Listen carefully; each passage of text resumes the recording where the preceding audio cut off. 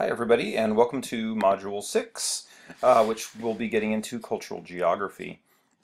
Alright, so our four key points that we're going to talk about today is the components of culture, subsystems of culture, the interaction of people in the environment, which is probably where we'll spend most of our time, and then talk a little bit about culture change.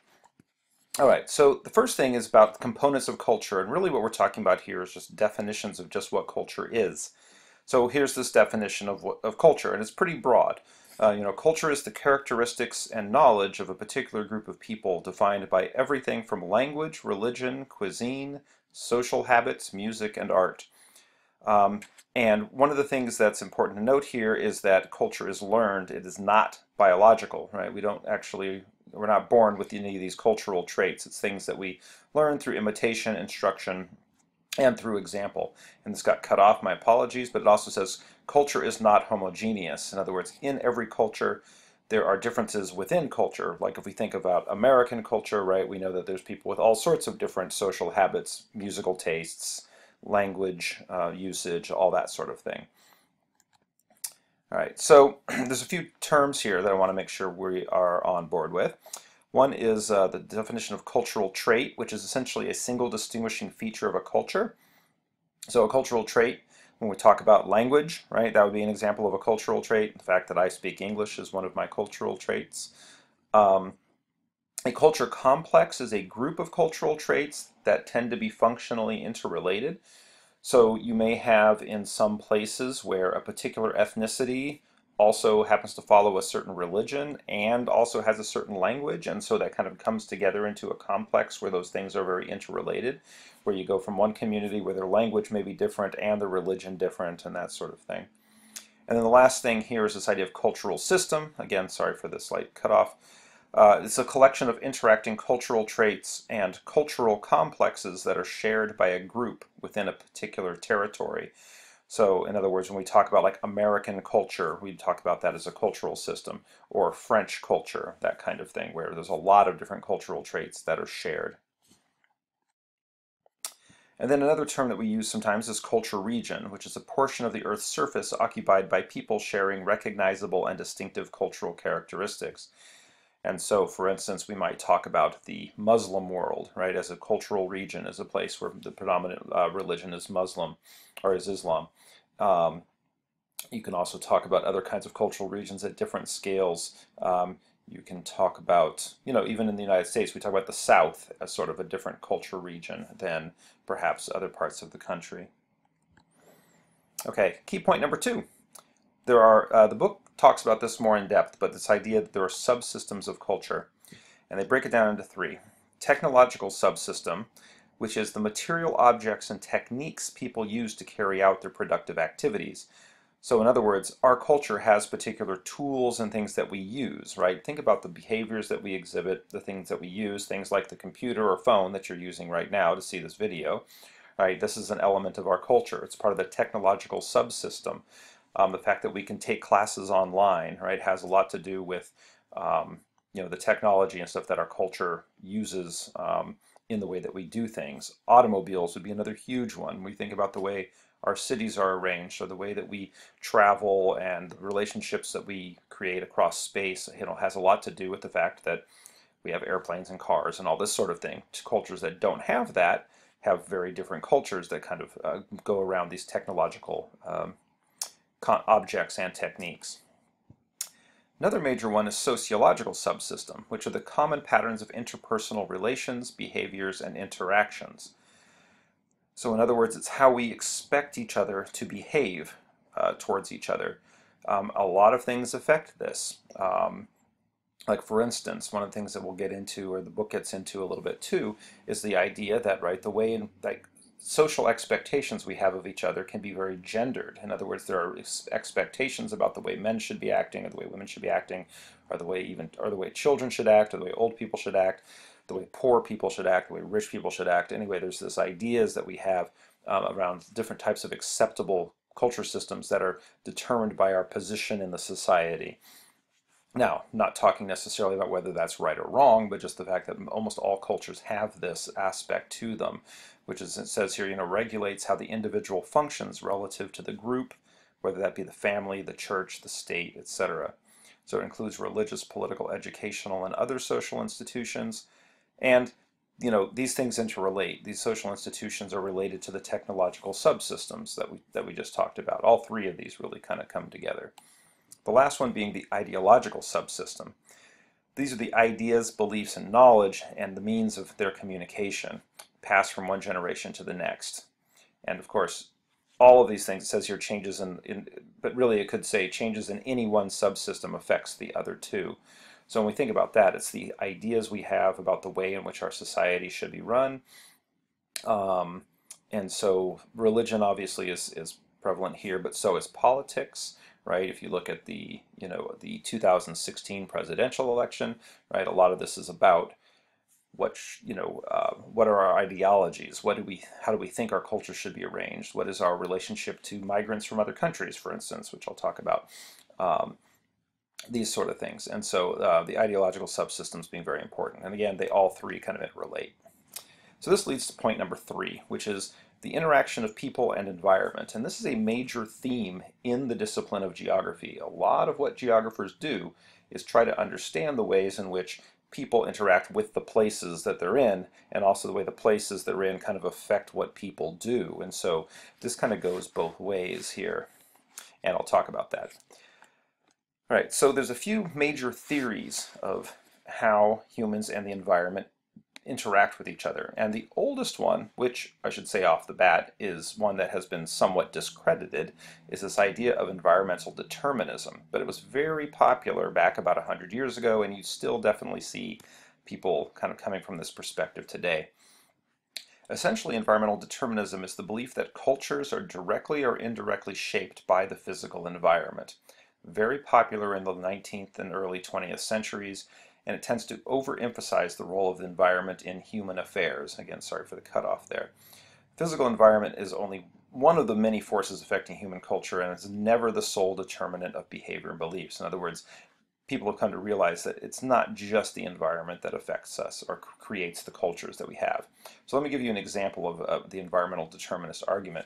They would say things like, well, people in Europe have seasons, and therefore, because they have seasons, they have to save food for the winter or plan for the winter, and that makes them a certain kind of people. Their culture is arranged a certain way because of the seasonality, or because they are living in cold climate. Whereas they'd say, well, island people or island cultures develop in a certain way in the tropics, which is very different because they are in a very different environment, and it creates this completely different culture.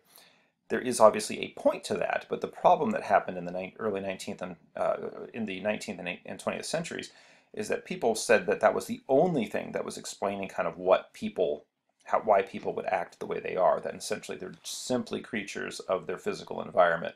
And so a lot of racist kind of things got applied to this. Things like, well, people on islands are just lazy, and it's because they're from the tropics. And so, whereas Europeans are smart and industrious, and it's because we're from Europe. That kind of attitude got really problematic. So there became kind of a weaker version of this called Possibilism. And this is the idea that humans, rather than the physical environment, are the primary active force in terms of creating culture, like in terms of what we transmit to each other. But that any environment offers a number of different possible ways for a culture to develop, but choices among these possibilities are guided by our cultural heritage. And so one of the examples the book, or that people talk about is, like, for instance, there are cities that are on the ends of peninsulas, like San Francisco or like Chongqing. Let me see if yeah, here we go. So Chongqing in China is on this peninsula. So is San Francisco. But the way in which the cities get determined, so there's things that the environment makes possible there, in terms of how you're going to arrange your city. But the fact that you can see even from just the street pattern that it's very, very different, because in the United States, we wanted to have more of a grid system, or we tend to privilege having grid systems in our cities. And so even though San Francisco is very hilly, they put these grids down of these very straight streets instead of following the terrain. Whereas in Chongqing, they follow the terrain, and kind of the streets are not in a grid system the way they are in San Francisco. So what this says is, yes, the physical environment is going to determine some things around how you're going to arrange your city, but it's not everything. And it says here too, the higher the technological level of a culture, the greater the number of possibilities and the weaker the influence of the physical environment. So in other words, the more technologically advanced, the less constrained you are by what the environment is in that place. And that's San Francisco, again, is a good example. You know, with less technological ability, it would be hard to make these straight streets like that because San Francisco is very hilly. It's much easier to make roads along the contours, but because we had the technology when San Francisco was being built in the United States of, you know, having large earth-moving machinery, etc., we were able to just plow through and make these streets straight if we wanted them to. And if you go to San Francisco, one thing you'll notice is they're incredibly steep streets because of the fact that they don't follow kind of the terrain. All right. The next, so there's two perspectives we've looked at so far with human-environment interaction. Environmental determinism, possibilism, and then the third one is environmental perception. And you'll see that this one's subtly different, but in an important way. And this is the belief that culture depends more on what people perceive the environment to be than on the actual character of the environment. And our perception, in turn, is colored by the teachings of culture. So, for instance, a great example of this would be tropical islands that have been turned into tourist destinations. We perceive that tropical islands are for a certain thing, right? We see palm trees, etc., and we go, okay, this is a place that people go to the beach and they hang out, and this is what we do because we have this long cultural history of looking at tropical islands that way. If you live on a tropical island, you don't see it that way. It's where you also go to work, it's where you raise your family, etc. You don't see it as a tourist destination. But for people that grew up in the Western world, we see this landscape and we perceive it to be good for certain things based on kind of our previous cultural learnings, right, about paradise and tourism and all of this. So we see palm trees, we see a beach, and we think, we're supposed to go there, we're supposed to swim, we're supposed to just have leisure, all these kinds of things. And then we end up building these hotels and things on these places. Well, that's based on our perception of what the environment is, not necessarily on just strictly what the environment itself is. That's not determining it becoming a tourist destination. What makes it a tourist destination is our perception that that's what that environment's for. So it may seem like a fine distinction, but it's a very important one because it's saying that the environment doesn't just absolutely determine what it is that we do with it culturally, but it's a mesh of the environment and our previous cultural learnings. And this is very important when we talk about all sorts of things in geography, like the management of landscapes. Like if we see a forest somewhere and we just say, is this a place that we should develop and cut down the forest, or is it a place that we should preserve? A lot of this has to do with our perception of what we think that place is for and that sort of thing. So it can be very important. So there's a couple different expressions of environmental perception too. This is an example where we talk about the idea of what nature is, or this idea this example I just talked about with terms of forests. Right? Nature is a culturally derived concept that has different meanings to different people. So for instance, there's the organic view of nature, which is this idea that people are part of nature, that a natural environment includes people in it. So for instance, you might drive through the countryside in Vermont and see little farmhouses and forest and think of that as being a natural landscape. Well, there are other people that wouldn't think that's a natural landscape. They would think that for a place to be truly natural, humans have to be out of it, such as, you know, a national park-like setting like Grand Canyon or Yosemite, where they've actually removed people who used to live in these places to make it natural. So the second point here, and I'm sorry if some of this is cut off, the mechanistic view of nature. This idea that humans are separate from and hold dominion over nature, right? People aren't part of it. We're above nature, and nature is a system governed by external forces that can be rendered into natural laws and could be controlled by humans, but it basically makes this distinction that somehow humans are very separate from nature as opposed to part of it. And we'll kind of keep coming back, this theme will keep coming up in some of the other modules that we talk about. All right, and so we've talked about sort of three major ways that the environment affects people: environmental determinism, possibilism, and environmental perception. Now we're on to something different, which is the other way around, not how the environment influences people, but how people influence the environment. And as you're probably aware, humans are a huge, have a huge impact on the environment. So it says here, human as modifier school of thought is sort of the opposite of environmental determinism. It says that the environments that we see are the result of human activity, not human activity is the result of the environment. So determinists proclaim nature molds humankind, possibilists believe that nature presents possibilities, but geographers who emphasize human impact on the land assert that humans mold nature. And as we all know, humans have big impacts, not just directly in terms of what we dig up or making mines or cutting down forests, but even indirectly. If you go to a place where humans have put cattle on a landscape versus right next and have a fence next to a place where humans haven't put cattle on a landscape, it looks completely different because of the way the effect that human decision to do ranching, has had this huge effect on the environment. And of course, when we talk about things like, global warming and climate change being caused by the emissions of carbon dioxide from human activities, we get to the point where really there's very few places on the planet that aren't influenced to some degree by human activity. And geographers these days talk about what they call the Anthropocene, which is the idea that the current geologic era that we are in is going to be marked by kind of human activity, is going to actually make kind of a mark in the geologic record because of how much impact that we're having. And you'll see a great example of this idea of kind of what counts as natural and how humans modify the environment in ways that are sometimes quite surprising through these 5-minute videos that you should be watching after this one. There's just 5 different links, but it's actually 3 parts of the same video, but talking about some researchers that looked at deforestation and reforestation in parts of Africa and the influence that human population has on that. Okay. Key point number 4, cultures change.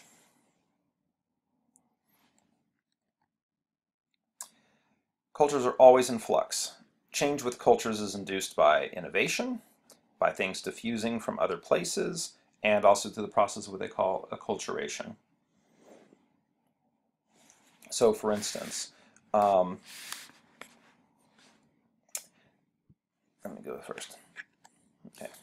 So first of all, even cultures that we can sometimes consider to be traditional or primitive or these sort of things still change. They still adapt. When we talk more about like food and agriculture, one of the things you'll see is think of the typical food you associate with Ireland, potatoes, right?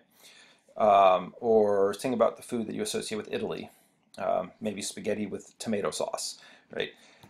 Granted, I'm simplifying their cuisines, but potatoes aren't from Ireland. Potatoes are from the Andes in South America. There was no Irish people eating potatoes or Russians eating potatoes until after Columbus came to the New World. Also, if we think about Italian cuisine, tomatoes are from the New World, so they didn't have tomatoes in Italy until after Columbus came across. And the noodles come from China, or an invention from China that then spread and diffused to Italy. So the cultures these things that we think of very much as being like Italian culture, Irish culture, Russian culture, have changed over time. They didn't used to be that way. And so it's important to recognize that even today, even cultures that are in particular parts of the world that are somewhat isolated, those cultures are still constantly changing and they're adapting new technologies. So, and the first way that this occurs is innovation. Change results from ideas created within the social group and adopted by it. The agricultural revolution is a really key one here because it's interesting that the agricultural revolution, or humans' use of agriculture, happened simultaneously in several different places around the world at about the same time, between 7,000 and 9,000 years ago.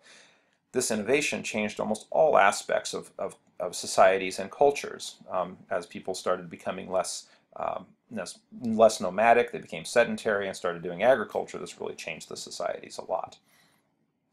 And so typically innovations start in one place, which we call a cultural hearth, and then spread. Those ideas and innovations spread. And that spread is what we refer to as diffusion. And geographers are very interested in diffusion because it's about how these ideas move across space. So it's a process by which a concept, a practice, or an innovation, or even a substance, a thing, spreads from its point of origin to new territories. And there are 2 processes involved here. People move to a new area and take that culture or that innovation with them, or the information about the innovation can spread. So let me show you an example here. These are different types of cultural diffusion.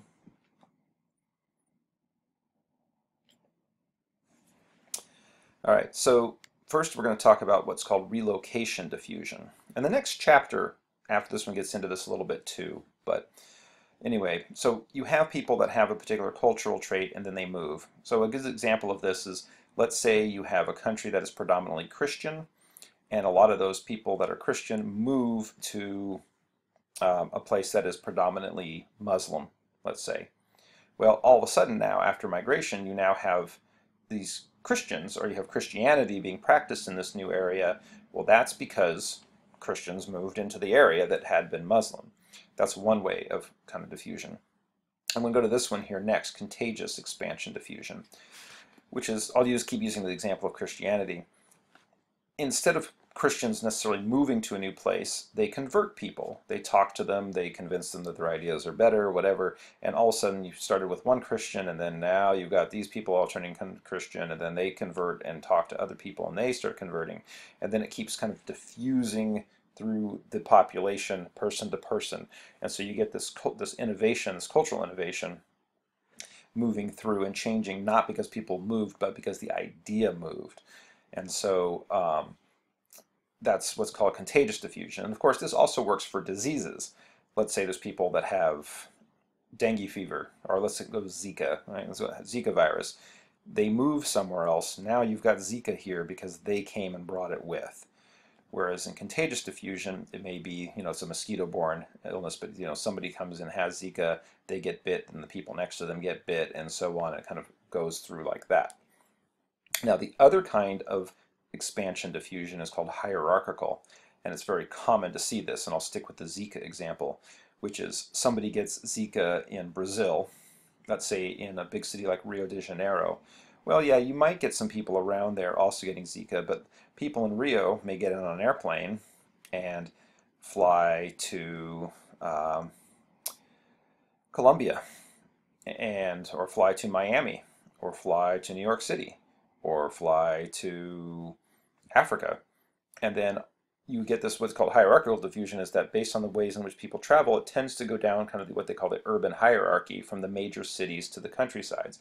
So that happens a lot of times with diseases where they'll, like, I think it's one of the older ones, swine flu or H1N1, I can't remember which, starts around Mexico City, but where it actually becomes a huge problem is that people from Mexico City got on a plane and went to Taiwan and went to Hong Kong and other parts of Asia, and then it really started spreading around those airports, and then not just into the countryside, but then also people from those areas flew to other areas, and so you got this kind of a diffusion of the disease. That also happens with other kinds of innovations. Let's say there's a new kind of, a new band or a new type of music that people are into.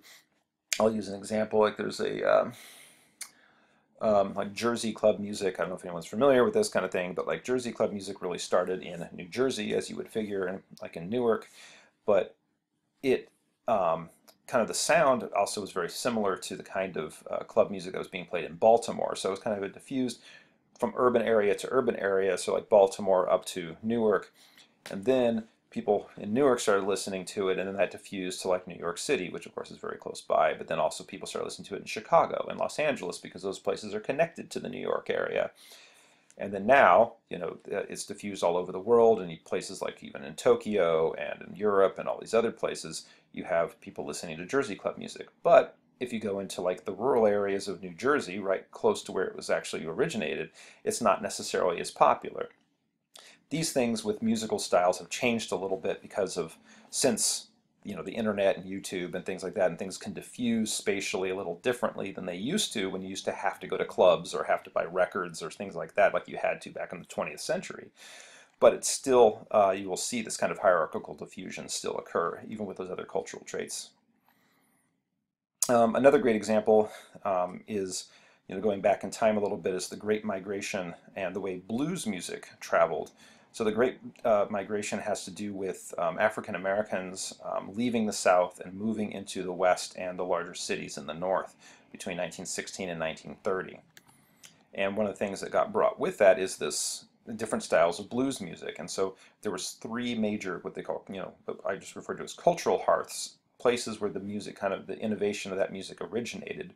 There was an East Texas blues style, a Mississippi Delta blues style, and then an Appalachian, or what they call here Piedmont style of blues music. And so the people that moved from these areas brought that kind of blues music to places like New York City and Philadelphia, whereas the more Mississippi Delta version of the blues is what came up here to Chicago and Louisville, and also up to like St. Louis and Kansas City, whereas West Coast blues styles was much more affected by East Texas styles. But that's how it kind of diffused, as this was an example of relocation diffusion, right? People taking that blues music and going to these new places, but then places like Kansas City and St. Louis and Louisville and New York became then the centers where other people listened to this music, and then the idea spread from there.